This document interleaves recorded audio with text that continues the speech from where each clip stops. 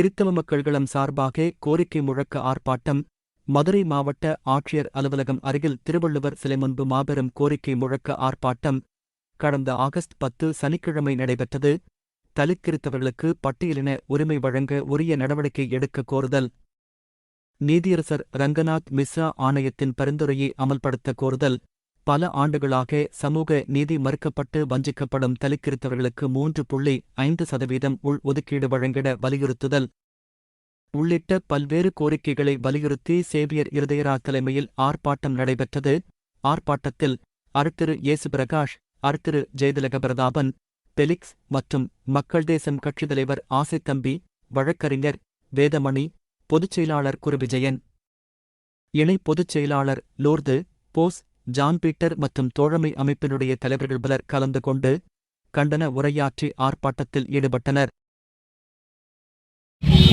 பட்டியலின உரிமை மறுக்கப்பட்ட தலித் கிறித்தவர்கள், தலித் முஸ்லிம்கள் தொடர்ச்சியாக கடந்த 74 ஆண்டுகளாக கோரிக்கையை முன்வைத்து போராடி வருகிறார்கள்.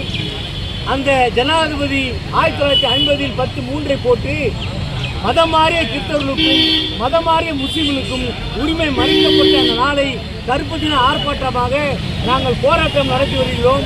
கடந்த 74 ஆண்டுகளுக்கு மேலாக நடத்தி வரும் இந்த போராட்டத்தை மத்திய அரசு கருணையோடு பரிசீலிக்காமல் எங்கள் மக்களை தொடர்ந்து வஞ்சித்து வருவதை கண்டித்து தமிழகத்தில் உள்ள தலித் கிறிஸ்தவர்களுக்கும் தலித் முஸ்லிம்களுக்கும் இடஒதுக்கீடு பட்டியல உரிமையை வழங்க கோரியும் இவர்கள் போட்ட நீதியரசர் ஓய்வு பெற்ற ரங்கநாத் மிஸ்ரா அவருடைய பரிந்துரை ஆணை ரொம்ப தெளிவாக அவர்கள் 2 ஆண்டுகள் கடினப்பட்டு மக்களை சந்தித்து கொண்டு வந்த அந்த பரிந்துரையை அமல்.